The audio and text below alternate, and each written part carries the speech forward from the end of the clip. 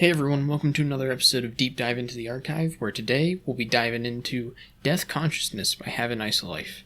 This is their 2008 debut record. It was a very obscure release for many years until it kind of got popularized through online forums generally. The band's received a cult following, and this record in particular has a cult following at this point. Very much, and there is good reason for that. Yeah. This is going to be a different format. We're going to have it be more conversation oriented and less formal. There's also probably going to be less editing done. So, oh man, I'm sorry about that, but this is a very difficult album. Just a content warning to start off. Just I like suicide, depression, there's self-harm on this album, stuff like that. So yeah, it deals. I guess the idea is just dealing with death and rationalizing it in a way. It's very depressing. There's a lot of tracks that I think it's very much a record that deals with, I guess, the concept of death sort of holistically in a way. There's so many kind of different ideas about it that are explored, and specifically you have stuff there's a lot of tracks that talk about suicide and depression and this lack of wanting to live, basically. But there's also stuff that I think is more more conceptual. There are tracks that kind of deal with the idea of control, or what's the word for it? So predetermination, I guess, where it's you have, I guess, on Holy Fucking Shit 40,000? Which has lyrics specifically about, I think the opening line to that song is just everything you do is planned out in advance. Yeah, it's very much about determinism, it seems like. Yeah. I think that there's also a lot of biblical imagery present, not only through kind of the mythos of the album, the booklet that it takes from, which isn't specifically biblical, but it kind of has that folk tale imagery almost. Yeah, I can go into it because it's been a while since I've read the booklet, but I have in fact read the booklet. Would recommend. It's also very depressing. Yeah. Surprise. There's also very direct references to God. I believe specifically on Deep Deep. Is it? The Deep Deep specifically references Jesus Christ. As the narrator kind of is talking directly to God in that moment. But I think the song "Who Would Leave Their Son Out in the Sun" is a direct reference to the crucifixion of Jesus Christ. Yep. But yeah, so really tracks like Blood, Hail, and Hunter also very much directly tie into the booklet, which there's this fake religion called Antiochianism, which is essentially they're an offshoot of Christianity, but the idea is everything is moving towards death and negation. The idea that no matter what you do, it can be negated. Whether it is your life, it can be negated by death. Whether you build something, it can be broken. And so the idea is of this fake religion is to celebrate that negation, and be happy for it when it does happen.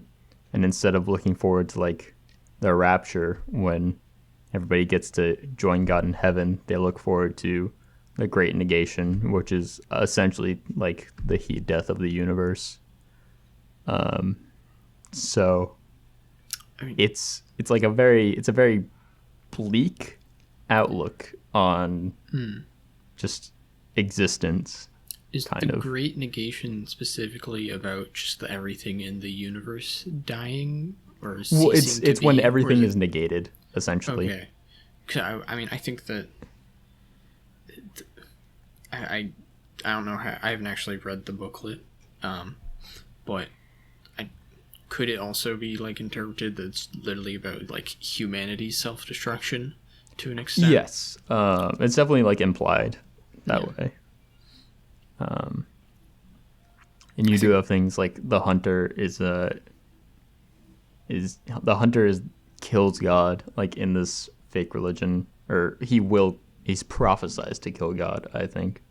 And that like kind of spurns war negation, stuff like that. The tie-ins to that like mythology are there. They're there a lot in theme.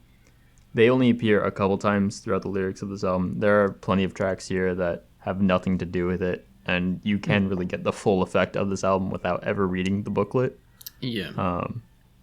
But if you're interested, I would recommend it. It's like 100 pages. It's very interesting. Yeah. This is a lot of this. Oh wait, no. Actually, you keep going. I'm sorry. I was gonna pull us off track. Oh. No, it's fine. I was just gonna say it's a very interesting perspective on this kind of the ideas of death, and they get fleshed out a lot more in the booklet. Yeah, a lot of this record kind of has to do with the inevitability of death. It's a very nihilistic record. A lot of it, there's a lot of tracks where the narrator is trying to kind of grapple with the idea that it matters, or anything matters, essentially, because he knows he's ultimately going to die and everything will be gone. So why, like, what's the point, essentially? I think it does. It's really interesting how it deals specifically with. It's really interesting how it kind of explores specifically the headspace of someone who is like very depressed. I mean, I'm pretty sure. I'm gonna bring up their Wikipedia page. Yeah. So, Have a Nice Life is a duo of Dan Barrett and Tim McCouga. Yeah. I don't know if I'm pronouncing that name right, but I do believe Dan was depressed during the recording of this album. I was gonna say I thought it was both of them were very depressed. That's quite possible. Also, I'm pretty sure Dan had lost his father recently, which fueled a lot of his depression, but also certainly some of the tracks on here. I think a kind of an obvious parallel between that and the album is the track Telephony, which is about him, or the narrator, trying to build a time machine, or specifically it's specifically a telephone time machine, so you can call someone who's dead or in the past, seemingly. And that seems to be kind of more literally him wanting to communicate and talk with his father again. Yeah. There's definitely a lot of this album delves into grief. This track very specifically, it comes up a little bit on Blood Hill where he's saying, I don't accept this. But Telephony, I want to mention this. I think when I first heard this album, this track never really resonated with me. But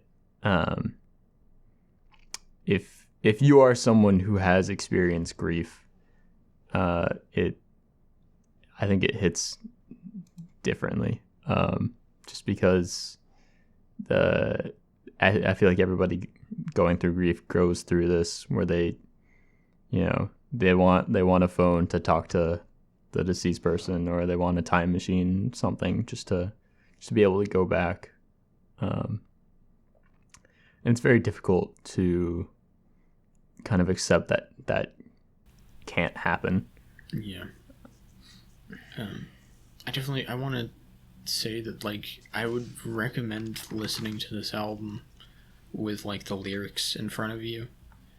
I think it adds a lot to the experience, because a lot of the production on this record is very subdued. I guess subdued. There's a lot of very noisy parts to this record, or very quiet parts.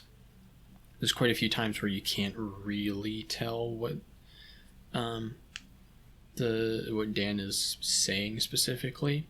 Mm-hmm. So I think especially with a lot of the vocal effects that they use throughout the album. Yeah, I definitely recommend having the lyrics in front of you while you're going through. It definitely adds to the experience. I know they actually, I'm pretty sure, recorded all of the audio for this album through a pinhole mic. Yeah, which leads to like a very unique sound for this record. That's really, really incredible. Mm-hmm. This is why I got them out. I just want to say, like, this album is like very, you could call it lo-fi just because they didn't have the equipment. According to them, all songs were recorded with the following: a computer, Logic, a Digitech GNX4 for USB interface, a MIDI controller, an old toy piano that Tim found, a shitty keyboard from the 80s, a guitar, a bass, for a total cost of about $1,000. Damn. So everything you're hearing was recorded through the pinhole mic on a computer. Yeah.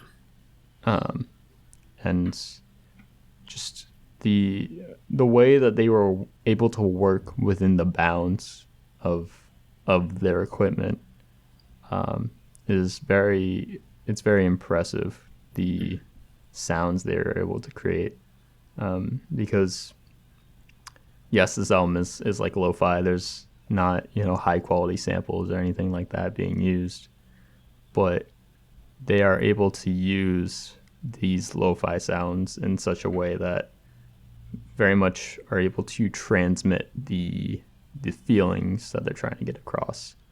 A lot of the just incredible, there's like some very noisy, just straight up noise tracks. A lot of the drums have this very, very thick compression to them. And it can really get to you, I guess. Yeah, it adds a lot to, I guess, the vibe of the record.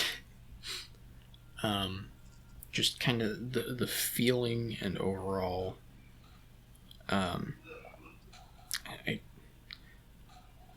it puts you in a mood, I guess, very quickly. Yeah, I mean, just right up from The Eternal Worm is already just very subdued, very atmospheric, and kind of has this air of bleakness and sadness about it without even having like any lyrics for like 6 minutes. Yeah. Well, it's 8 minutes. Yeah.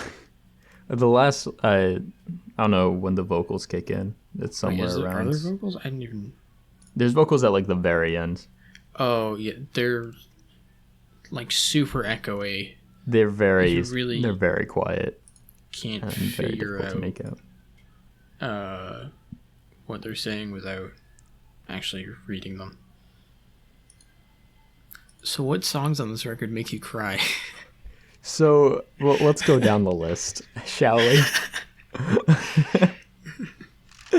I can't say I cry at a quick one. A quick one is more of a mood setter, but it gets you in the mood to cry. So there's that.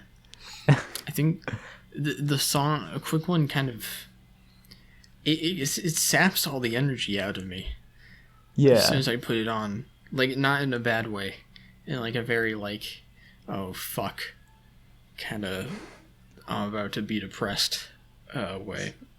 It's like that, oh shit, here we go again meme.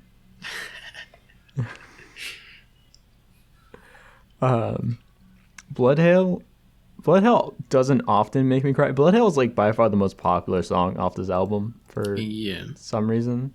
It's the most, I'd say, replayable. And I think it's the least depressing sounding track on here. That's fair. It's very lo-fi, but you have like the super deep kind of heavy bass and these really nice reverby guitar lines on it. And in terms of just structure, it's also the most like normal track, I guess. Yeah, it has the chorus and the bridge and stuff like that. So I guess that does make sense. Yeah, and it definitely has. It's the most straightforward track, I would say, basically. It's definitely also the easiest to play, I think, to people who haven't heard the album before and just be like, yeah, it's a cool song. You should check out the album. Yeah. This is not an album you can just like play in front of people. I'd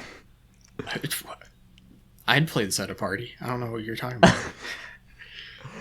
I'm not going to your party. Sorry. But Bloodhail occasionally makes me cry. If I'm feeling sad, it will, just because the lyrics are just so depressing. The lyrics on this track are essentially, everything is, we're all dying. We're all going towards death. Everything's gonna die, and nobody really seems to care. And like the narrator here he's kind of in denial about that, about how, well, one, just like there has to be more than just going towards death, and two, why doesn't anybody else, think that that there is more, that there should be more. I think this is like, well, I feel like Bloodhail's a really great kind of introduction after, well, it's not the like first track, but in terms of lyrical themes, I think it really, I think, kind of introduces one of the most important ones, which is just like this indifference that people have towards death, that people are killed and die like all the time, but it's not like, it's not something that we think about a ton. Like it basically, it's just a part of our lives. It's built into like our society and who we are, and people don't seem to like question that. If you are someone who perhaps thinks about death, this is maybe not the best mindset to have, but it's an understandable mindset to have. If you want, in my opinion, a more positive perspective on this, please go watch It's Such a Beautiful Day by Don Hertzfeldt. I think it's tackling the same subjects, but finds a more uplifting answer than nobody cares and everything's awful. Which I suppose isn't that hard now that I put it like that. But yeah, little Don Hertzfeldt plug. And then we get to the Big Gloom, and yeah, this one's a rough one. Yeah, this is I think for me this is the most depressing song on the album. Oh, this one makes me cry. Yeah. But just the imagery on this song is so vivid. The vocals are like, they feel almost lifeless in a way that just really complements the track. Just kind of so instantly distant. Yeah, they're distant. They feel faint. Mm-hmm. And most of this track is basically about someone who's a depressive who is just like in an ice bath, seemingly like attempting to kill themselves or contemplating it at the very least. There's some very interesting references in this track. I'm listening to it. I can't. I need to stop listening to it to talk about the lyrics. Mm-hmm. But you have the lines, an ocean ringed with tile. I know that's not your style, but it certainly will be mine if I can't get this right. Which I'm pretty sure specifically is a reference to Dan's father, I believe. For essentially, he's saying that if he can't like figure out a reason to go on, he'll kill himself in the tub. But that but also that wasn't the way his dad passed away. Mm-hmm. There's like these distant. There's this line.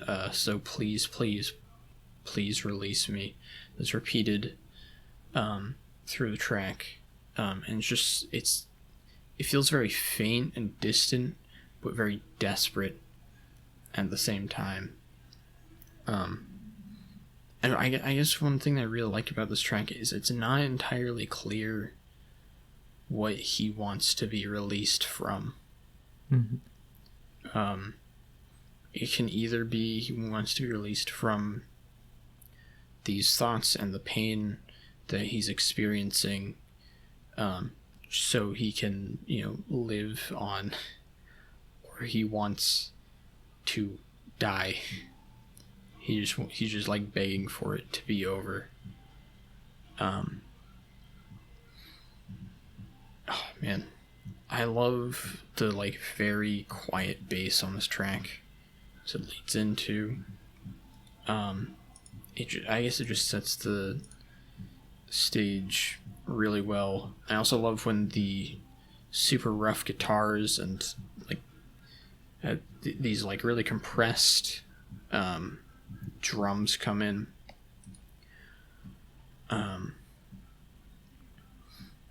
There's so many lyrics on this track that I love.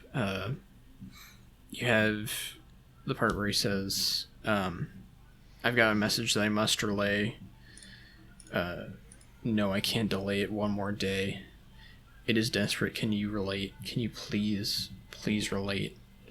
Where it's like he has this desire to just like reach out and find someone who has these same thoughts and experiences as him desperately. Because I guess if he does, maybe it'll give him a reason to go on.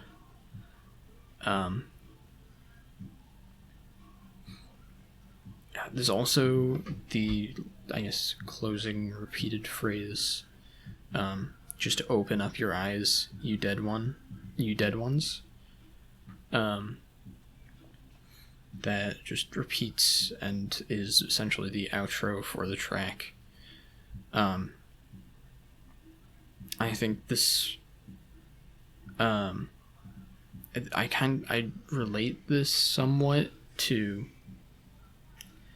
the track I Don't Love towards the end of the record, because I guess there's two ways you can take this, similarly to the please release me lines,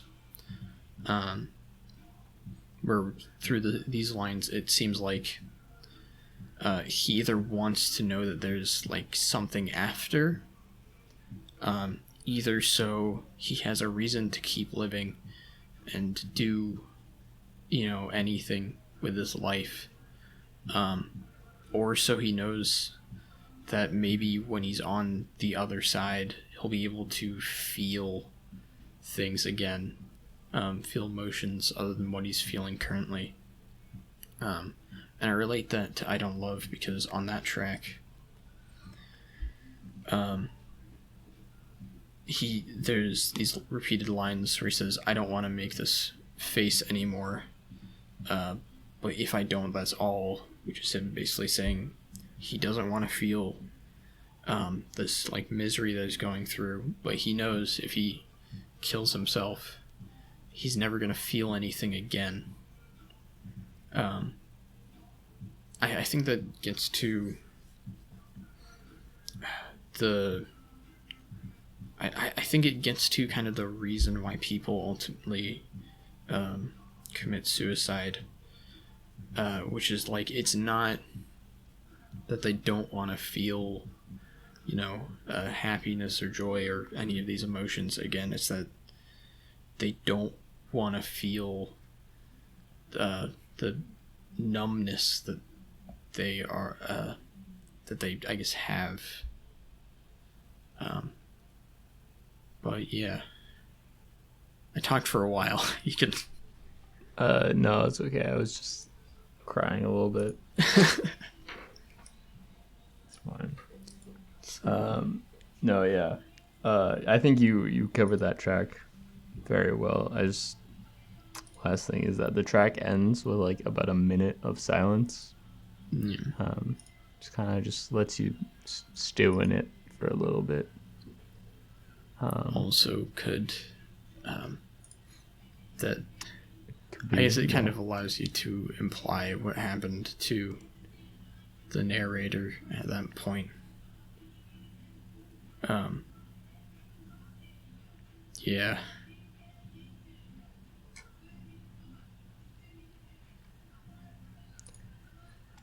So let's move on to a more uplifting track, where the hunter kills God. Mm-hmm. So this track is maybe, I guess, one of the more abstract tracks. But the hunter is definitely more of a symbol. You can argue what he's a symbol for.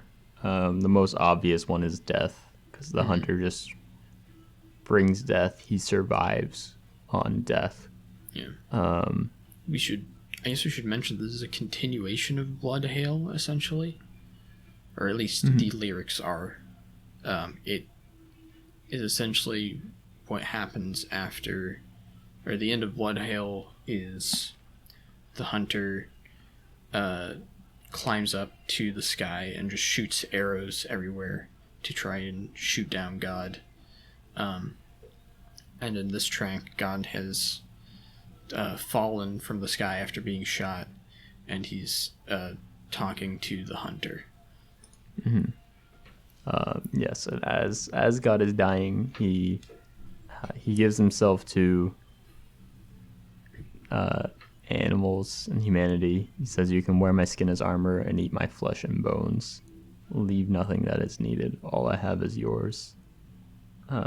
Which, again, different ways to interpret that. I think my interpretation is that we kind of prey on death in a way. Is it like we rely on it, essentially? Yeah.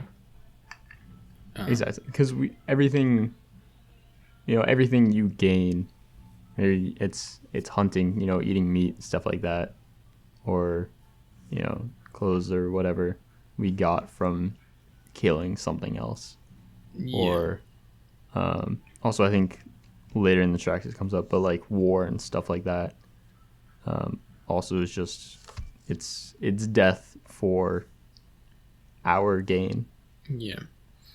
I think you can kind of extend this idea to just exploitation of other beings in general for our personal gain, not even necessarily death or killing them, but just using them for our benefit. I think definitely also kind of explores the,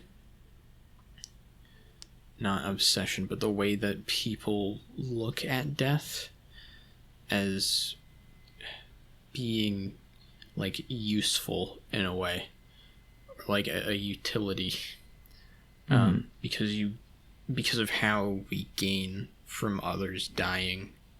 I just want to mention I think there's a different way you can also look at it, where, so the hunter kills God. It's important to note that like this starts and Dan is speaking as God in the first person, and God is dying. Hence, you can look at it as we are dying, and how when we die, we will also be used for gain somehow, or we can just like decompose and kind of go back to nature, to the animals, which isn't uplifting, but it's kind of talking about how it circles back to the idea of everything is going towards that negation, that when we die we will just go back to the earth. You have the very ending remarks of this track, which says, "The hunter does us all a great service, and we've done so much to deserve it," which I think is kind of sort of saying how, I guess as like a society, a lot of our culture is just based around death, whether it be killing, other people in a video game,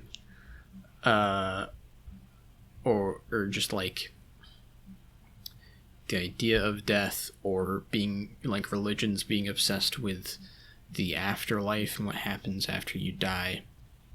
I guess how much of our lives revolve around this anxiety of, dying and there not being anything afterwards. The hunter brings death, but he also is a metaphor for violence, it seems. This line, "Your violence always wins the day. Yes, your violence wins." Sort of how, again, we use violence and to gain, and how that violence leads to death. Like I said earlier, we are also, humanity starts following the hunter after he kills God. The animals lay themselves down at the hunter's feet, and I think that's symbolizing how we, just how much we rely on death, but to how we kind of worship those that bring death to us. Whether it be from hunting or from war or whatnot. Yeah, I think also it's kind of, in a way, it feels like it's sort of saying that it's not, people don't really worship God, they worship death, and basically what comes after life, not necessarily a God. I also want to mention the instrumentation on this track, which is amazing. The first half has these very slow, plodding drums interspersed with, I think, it's either a bass chord or a piano note. I'm not sure which. I think it's piano. Yeah. And this just is this perfect like background to Dan's kind of very faint, distant vocals, And eventually the track just explodes into this almost like post-rock or shoegazy instrumental,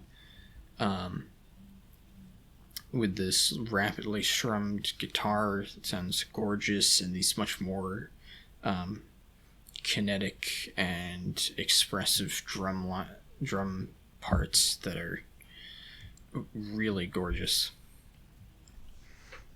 Yeah, definitely. I do love when that second half just picks up and explodes. It's it's beautiful, and it's also just the repeated Hunter does us all great service, and we've done so much to deserve it. Just it gets me. It does get me. Yeah. The next track we have is Telephony. We talked about this a little bit, but a lot of the lyrical content definitely stems from Dan's father passing away, and he basically seems to be about him dealing with grief and the overwhelming desire to see or hear that person again. Is in this track, the narrator builds a time machine, a telephone time machine, and he talks about literally essentially breaking the laws of science and physics to make this happen, because that's kind of the mindset you're in when you're dealing with this grief, is that you would literally do anything to be able to talk to that person again. But man,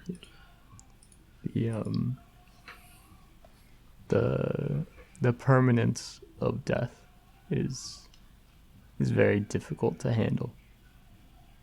Yeah, definitely. The ending line sort of, I guess, encapsulates that in a way. But the climax of the track is the narrator finally builds this and connects the line, and then when he asks if anyone's there, here's a response that just says, "When the world hates a body, it just throws itself," or "When the world hates a body, it just throws itself away to a place where our hands can't reach." There's just like this sense that like once you die, you're like useless, I guess. Where our hands can't reach. Sorry, it's just like you just can't do anything about it. And that's the worst thing. It's also, it feels like surprisingly hate or mean in a way. Specifically, just the "when the world hates a body" line. It kind of implies that like the world we live in has something against us living, that it doesn't like for people to live, which ties into the idea that like we're all heading towards death inevitably, or that death is kind of like the natural state of being in a way.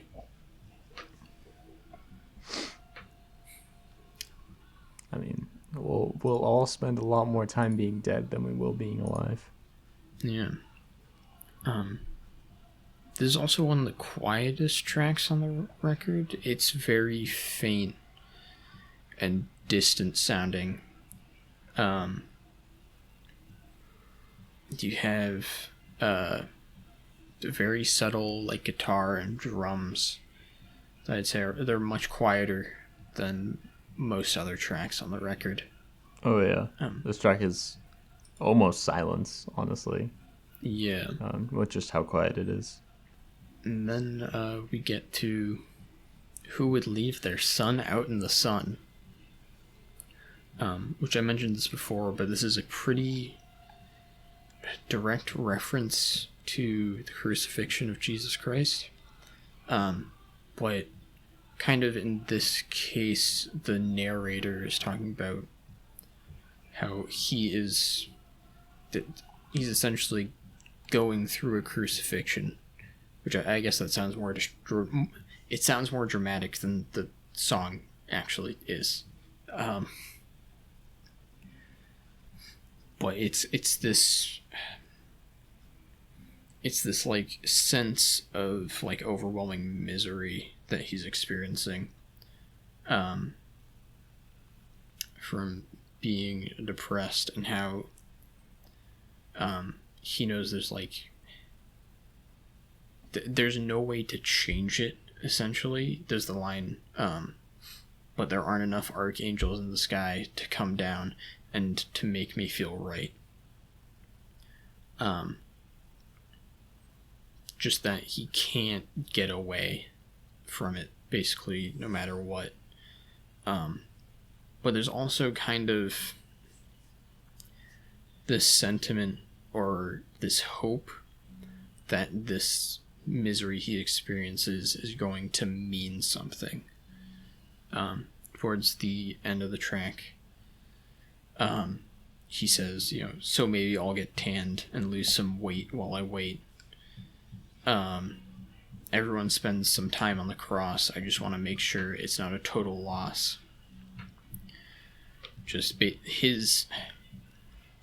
think that's a very like human thing, to like want to get just something out of your suffering, to want to make sure it's not like wasted, if that makes sense, even if there isn't any meaning to get out of it.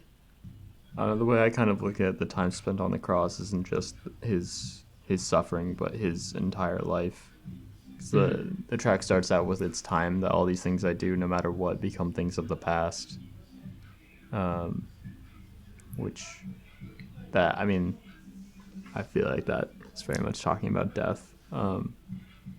But there is you could argue that he's just trying to push past suffering and misery, but even then, there's not a lot of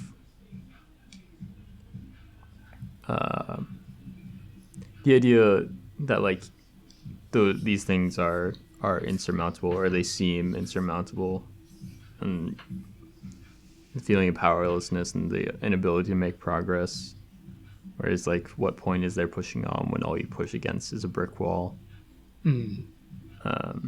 Very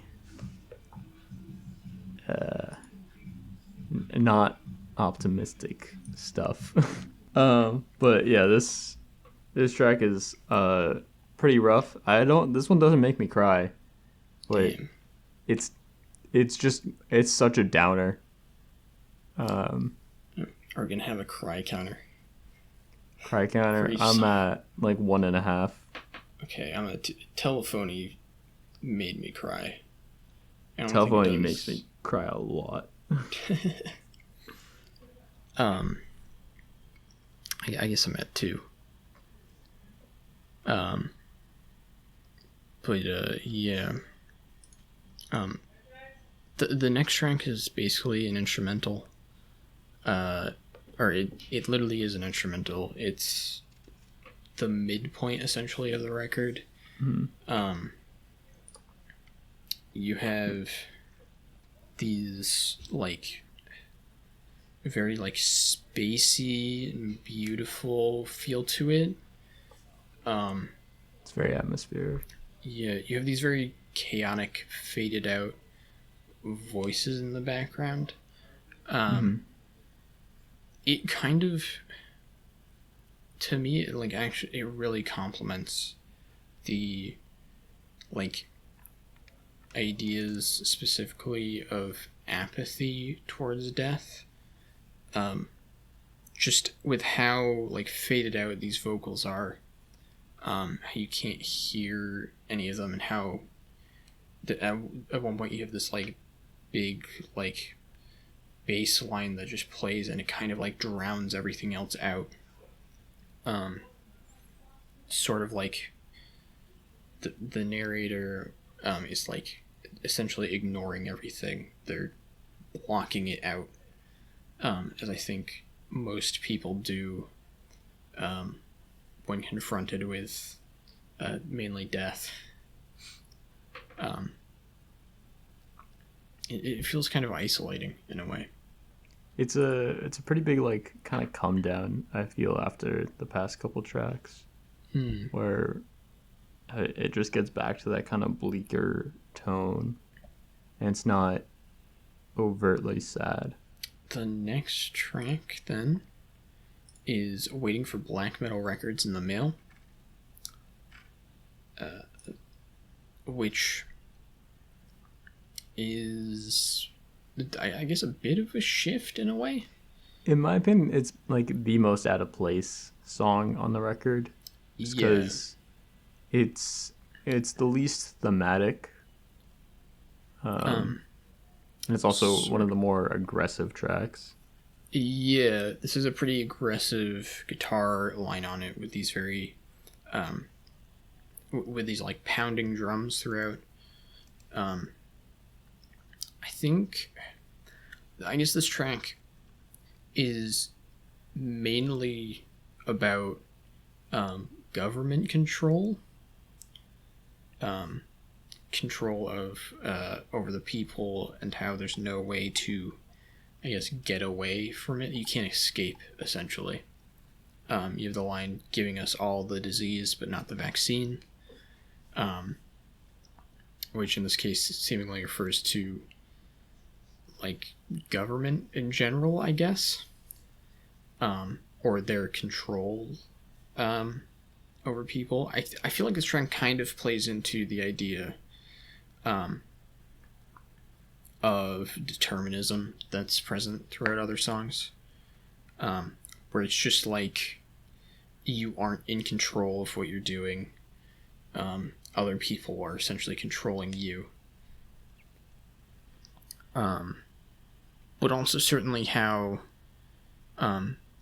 governments overall don't really care about, their citizens or people outside their borders. You have the line, 1,000 tiny lives disappear into the black stretch, and I guess I thought I'd feel something, but I didn't. I think that simultaneously him talking about just, again, the apathy towards people dying and lives being lost, but also sort of applies to how governmental like organizations don't care about people. They'll gladly start wars that kill hundreds of thousands of people if it means that they can make more money off of guns and other commodities that they can exploit from certain regions. Mm-hmm. Governments and just, I guess, like groups of people in general are really good at dehumanizing anybody else. And they certainly will do it if it is advantageous to them. Then I guess we have the track Holy Fucking Shit, 40,000. This is interesting because I've seen people say it's a reference to two things, actually. I always understood it as a reference to Warhammer 40k, but people have said, so that's like, one is that's a reference to Warhammer 40k. I've also seen a lot of people say that it's a reference to the US suicide rate, which is a lot darker, but I think is also equally as applicable. Yeah. Warhammer also works pretty well because it's, I guess the universe of Warhammer 40k is like the darkest dark fantasy, where it's just people are literally killed to keep their like dying god emperor alive, essentially, and are just like slaughtered by the millions with no remorse at all. It's Warhammer doesn't take itself too seriously, I should mention.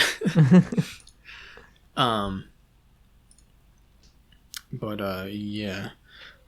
This track sort of continues the themes of determinism present, at least in the previous track. The chorus, it's simultaneously kind of about determinism, but also the lack of feeling that, Jesus Christ, but fucking roommates suck. That's fine. It's simultaneously about this lack of, or this determinism, but also the lack of feeling the narrator has. The chorus is, or the chorus says, "And I've replaced my heart with metal parts. I'm working out just fine, but I can't get it to start. We're machines that breathe and weep and look really good, trained to kill." It's both about the narrator's own apathy, but also about humanity in general, or humanity's lack of apathy in general. You also have references on this track, like to Terminator specifically. It's kind of like the narrator basically just doesn't kill. He's okay with. I fucked that up, right? The narrator doesn't care. No, yeah, this track, I personally focus on the idea of just walling off emotion on this track. The idea that when you wall off emotion in response to sadness or grief or what have you, you can lose that. Yes, you kind of can lose the sadness and the grief, but you also lose the benefits of having emotion. And this track kind of shows both sides, where, you know, he can't get it to start, he can't feel, but he also, when he needs to kill, he'll be fine like he always has been. This track I really like. About like 3 minutes in, the bass just turns up, gets blown out, and this heavy percussion comes crashing down. It's very like pounding, anxiety inducing, but that instrumental bit is very, very, it sounds great. Yeah. I love the like sparkling, like almost glistening piano throughout the first half. And man, when the second part of this track kicks in with that like aggressive guitar line, the pounding drums, and these super harmonious vocals that run throughout, it's really great. The next track, The Future, is it's another instrumental. It's kind of like it feels like a post-apocalyptic landscape in a song. If you can imagine that, like this would be like if you imagine like the Mad Max world and just like a panning shot. This would be the soundtrack to that. That's not what I get out of it. That's exactly what I get. This track to me sounds like someone on life support. I guess with the beeping, you have this like steady beeping in the background, or like I guess you could say it's like someone stuck in like a spaceship, and you just have this beeping happening throughout. But the super dark instrumental, really like eerie sounding synths throughout that I think just have this feel of like impending death, essentially. Especially like personally, the beeping reminds me a lot of life support, or someone's in the hospital, in like the ER or something, and that's kind of, to me, represents what the narrator is going through, or their mental state, essentially, so that they're like barely alive. I always kind of viewed it as like a broken telephone or something like that, where there was once civilization, but it is no longer. The next track we have is Deep Deep. This has like this super dark bass line on it, with the thumping drums going throughout. And in the chorus you have these like almost like piercing synths that I think add a ton to the track. It sounds really great. This is another one of the more like angrier tracks off the album. It's about being angry at death. Like the first track, these atoms are liars. Like the idea that we trick ourselves and think that like things will be alive or are alive and will be alive, but that's not the case. Also, I want just the line, "How do we reconcile our deaths? We better figure it out before long." That line gets me. It puts me in kind of the headspace where I read this once, I don't know where, but every relationship you have now will end with either one of you dying or drifting apart. And that includes me and you, Joe. Oh, no. Either we'll drift apart or one of us is gonna die. And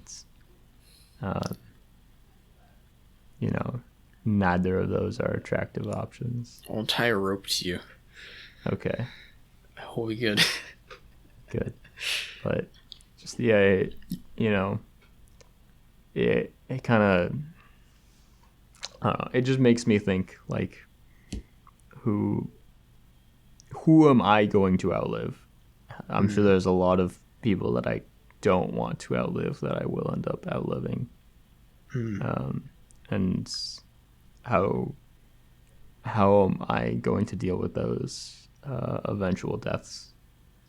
I think this track is like, it's definitely angrier, but it also feels kind of desperate, or like sad in its anger. Yeah. Specifically the chorus, which goes, "You can sleep in these hollows and rivers, exalt the righteous and drown the sinners. Jesus Christ, oh Jesus Christ, why is love so lonely?" Which is, I think, kind of about like people like devote themselves to these gods and these ideologies, but they don't receive anything for them, essentially. Like there isn't, despite this like attempt to rationalize death and the world around us, there are no signs or anything, you don't actually know if this dedication to whatever god you believe in is actually reciprocated.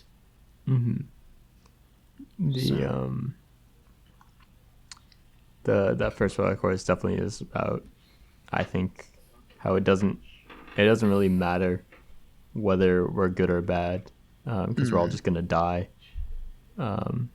And the idea behind these religions is that it does matter whether you're good or bad, because when you do die, you get, rewarded or punished based on whether you're good or bad. But yeah, if you're not subscribing to that life after death, there's just no point.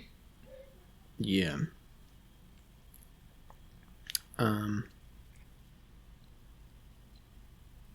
Yeah, I guess that brings us to the track I Don't Love,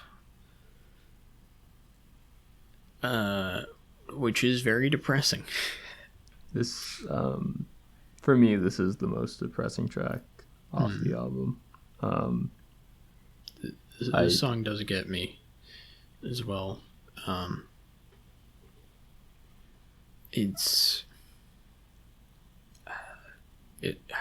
I think this is the most direct this album is about specifically depression and the narrator's like a lack of will to live. I love the lines, I don't want to live like this, Lord. I don't want to live at all. I don't want to make this face anymore, but if I don't, that's all. As I had mentioned before, this is just about like if he kills himself, if he essentially rids himself of this depression that he's going through, that he won't be in this agony anymore, but he also won't be able to feel other emotions like joy and happiness. And man, the repeated line, I don't feel anything where this love should be. It's cutting. It is very cutting.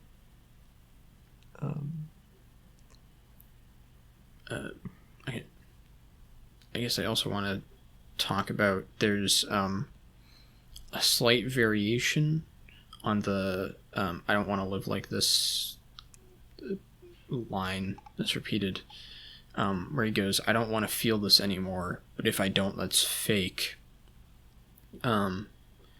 Which feels, it's this kind of idea that he wants to feel things again, but he thinks that him feeling something isn't genuine. That it wouldn't be a genuine like expression of emotion if he did. And there's also the line right after where he says, I don't want to do this anymore, but there's nothing else to take, where he's essentially saying there's nothing more for him in life. He can't do anything else if he ends it. But yeah. Yeah. I have a bit of difficulty talking about this track, considering it makes me cry. I'm crying a little bit right now, like a lot of it right now, but it's fine. Yeah, we can do this. It's just the it's not even like it's pain, yes, but it's also it's just how it feels or doesn't feel, to be more specific. To kind of be in the state, and it's very just very rough being faced with this. Yeah. I also want to say the instrumentation on this track is amazing. It starts out with just these very quiet vocals with no instrumentation at all, and then just crashes down with this wall of sound, with these super like blown out and compressed sounding guitars and bass, and also drums that just kind of permeate and overwhelm the track. You can't really focus on anything else while listening to it. I think that's very purposeful. I feel like that kind of lends itself to this, how the narrator's like mental state is overwhelming. Like he can't escape it. It's just everywhere at all times, essentially. I guess we'll move on to the last track, which is Earth Mover. This track also gets me, actually. This track also gets me too. This is, I guess, return to the more abstract, conceptual tracks, where essentially it's a story track almost about these golems who are built just for destruction and death. That literally their only purpose is just to destroy all of reality.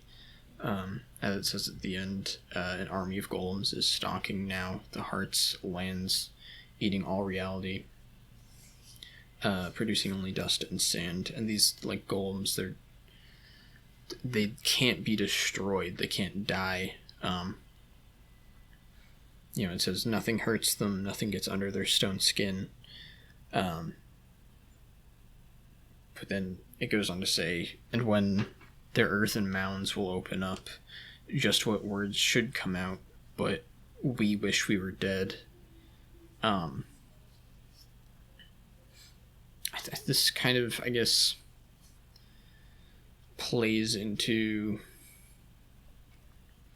the idea that everything is just going towards death, and that it's like this, I guess, desire for death in a way.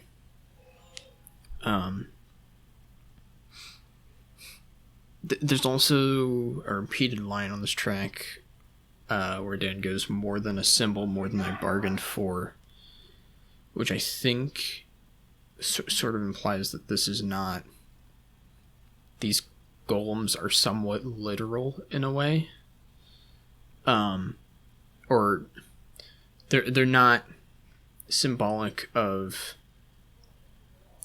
an idea or a concept, but more so they're a literal representation of something, which I would guess would be just humanity, as we as a species kind of just destroy. Mm-hmm.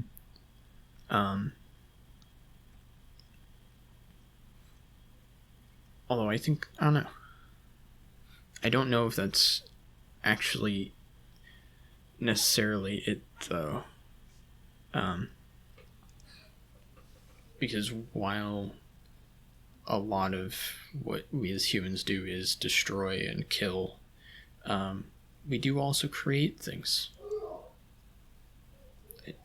You could also argue that we just destroy the things that we create, though. It's true.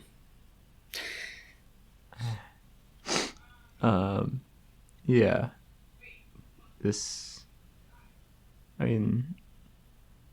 If we take ourselves to be the golems, we destroy everything around us, but we, our only purpose is to destroy, and once we're all done destroying, what do? There's no longer a purpose for us, essentially. Mm-hmm.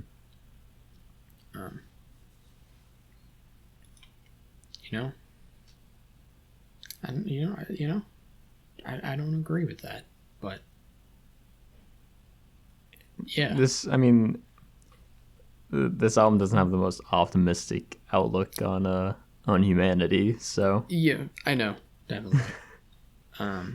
Yes, there's a lot of like sentiments here that I can't say I agree with 100%, but I do think that it creates a very interesting and depressing experience. Oh yeah. And definitely, again, it's kind of a look. It feels like a look at the mental state of someone who is like depressed and in this, like, I guess almost self-harming mental state. But yeah, I love the instrumental on this track. It's really incredible. It's the longest track on the record. It's like 11 and a half minutes. But you just have this really reverby, kind of faded out guitar and drums and vocals through the first half.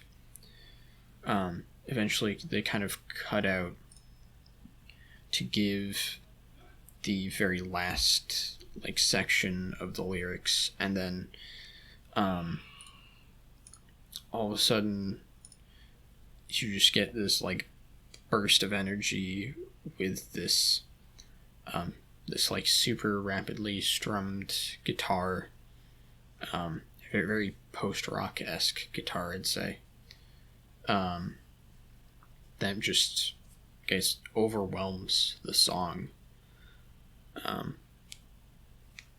It feels very all-encompassing at that point. So, yeah, it's very powerful. And it, as it goes, it just gets kind of like weaker and weaker, and the track itself, in a sense, gets destroyed. Yeah. And that's certainly a way to close out the album. Really just leaves you feeling full of energy and ready to go. One of the most uplifting albums I've ever heard. I would recommend this album if you don't have anything else you need to do for the rest of the day. If you want to try and be productive after listening to this, I don't see how. It's very draining. It's a draining album. It's got a lot of fantastic content though, and it is one of the most unique looks, as Joe said, into the psyche of someone who is depressed. Yeah, definitely. I think there's so much to dive into in this record.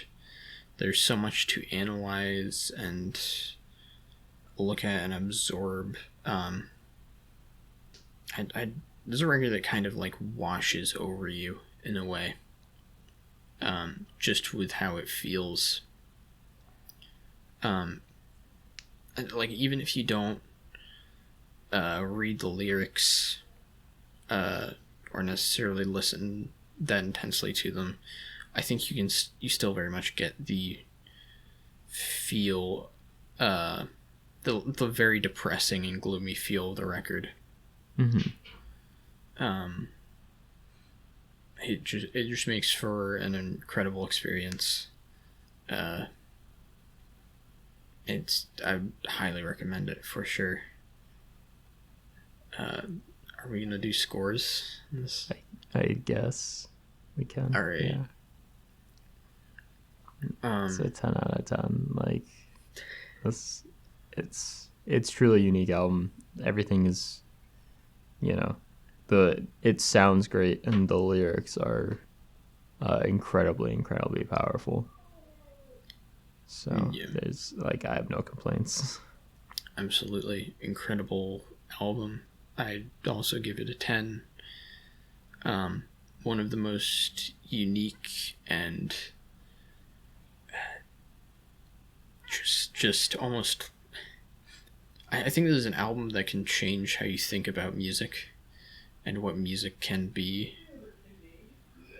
And I'd highly recommend everyone listen to it. It's an incredible experience.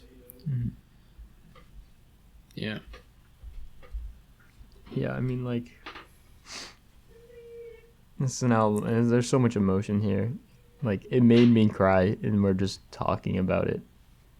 I mean, I was also listening to it while we were talking about it, but it's a lot. It's a lot to go through. Yeah.